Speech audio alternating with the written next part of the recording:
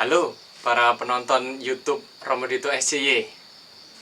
Beberapa waktu yang lalu, sekitar 5 bulan yang lalu, saya membagikan beberapa video untuk menjelaskan bagaimana memaafkan orang lain, tips menyembuhkan luka, menyembuhkan diri melalui pengampunan, dan beberapa hal yang lain.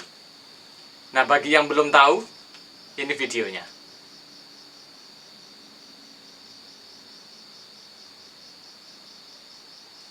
Baik, sebelum melanjutkan, bagi yang belum subscribe, silahkan subscribe dan tekan loncengnya supaya tidak ketinggalan dengan video yang saya bagikan.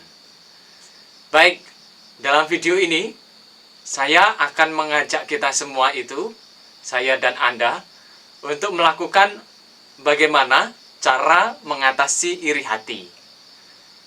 Nah, bagi yang ingin mengatasi rasa iri hati, simak videonya sampai habis. Nah, perlu diketahui bahwa rasa iri hati tidak lepas dari kita. Dan parahnya, rasa iri hati itu dengan mudah dapat timbul dalam hati. Mungkin saya tidak perlu untuk menyebutkan contohnya ya. Yang jelas adalah begini, saya dan Anda pasti pernah mengalami yang namanya iri hati. Maka, supaya iri hati itu tidak semakin parah berada dalam hati kita, saya akan menjelaskan 3 hal dalam video kali ini. Pertama, saya akan menampilkan sebuah kisah. Yang kedua, saya akan membagikan keanehan yang terjadi dari kisah itu. Dan ketiga, saya akan memberikan cara untuk mengatasi iri hati berdasarkan dengan kisah tersebut. Oke, nggak perlu lama-lama lah ya kiranya ya. Langsung saja ya. Nah baik, pada bagian pertama, saya akan menampilkan 2 kisah. Nah, kisah yang pertama itu mengenai perumpamaan anak yang hilang. Dalam perumpamaan itu ada 2 anak. Anak yang sulung merasa iri hati dengan adiknya karena ayahnya itu menerima kembali adiknya dengan cara yang begitu agung. Mengapa kok begitu agung? Karena meskipun adiknya ini telah menghamburkan harta ayahnya untuk berfoya-foya, ayahnya masih memberikan yang terbaik ketika anaknya ini pulang. Yakni dengan memberikan pakaian yang terbaik, memberikan cincin, memberikan sepatu, dan bahkan itu diadakan pesta. Pesta yang sangat besar. Itu kisah yang pertama. Kisah yang kedua, itu mengenai pekerja di kebun anggur. Pekerja yang bekerja sepanjang hari merasa iri terhadap mereka yang baru datang pada pukul 11. Merasa iri karena bayarannya sama. Mereka memperoleh pendapatan yang sama. Nah, ini pada bagian yang pertama. Lalu bagian kedua. Bagian kedua, saya akan menguraikan keanehan yang ada dalam kisah tersebut. Bagian kedua, keanehan yang terjadi dari kisah tersebut.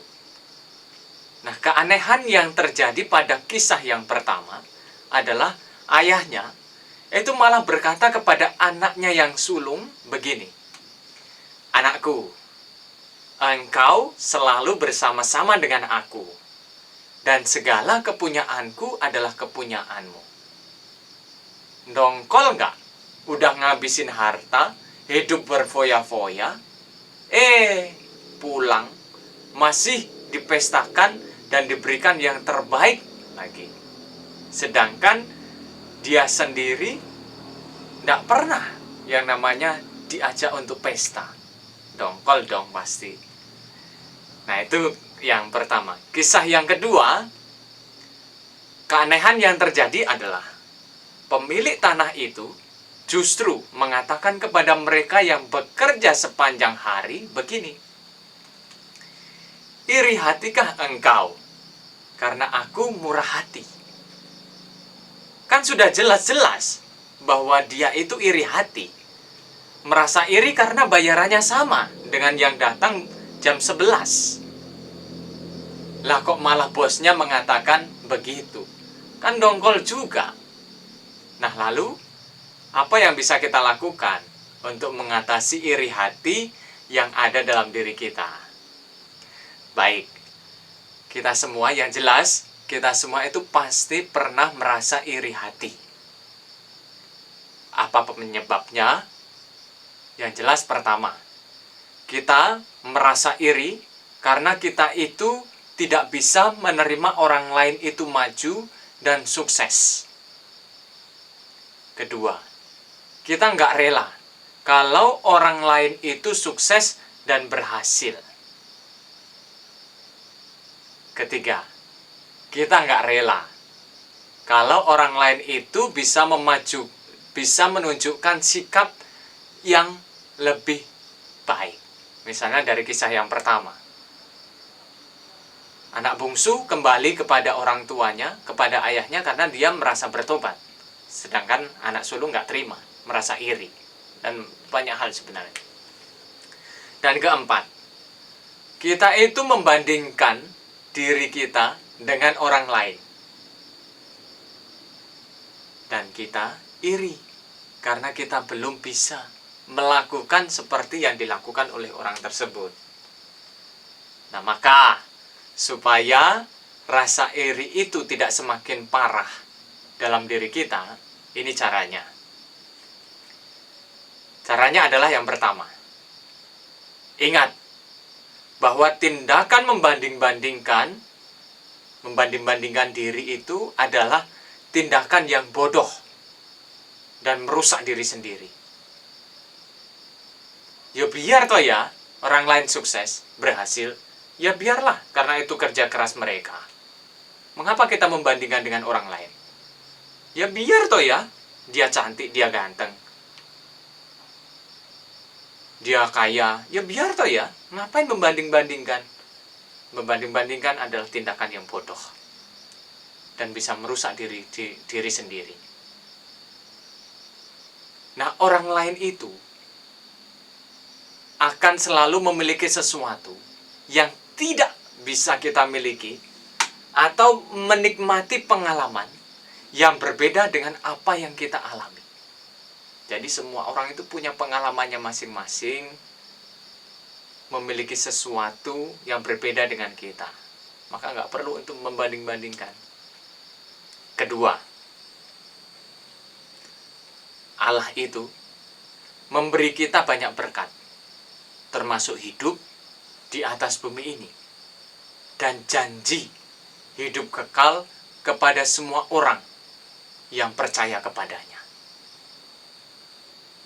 Maka kita harus bersyukur atas kemurahan hati Allah yang tanpa batas, yang telah kita terima dan yang telah kita terima dari Allah sendiri, dari saudara-saudari kita. Maka PR-nya, lihatlah dalam diri masing-masing, saya dan Anda, berkat apa saja yang sudah kita terima dari Allah. Dan sudah bersyukurkah diri kita, saya dan Anda itu sudah bersyukur belum atas berkat yang kita terima dari Allah? Nah, itulah caranya untuk mengatasi iri hati. Semoga bermanfaat. Sampai ketemu di video selanjutnya.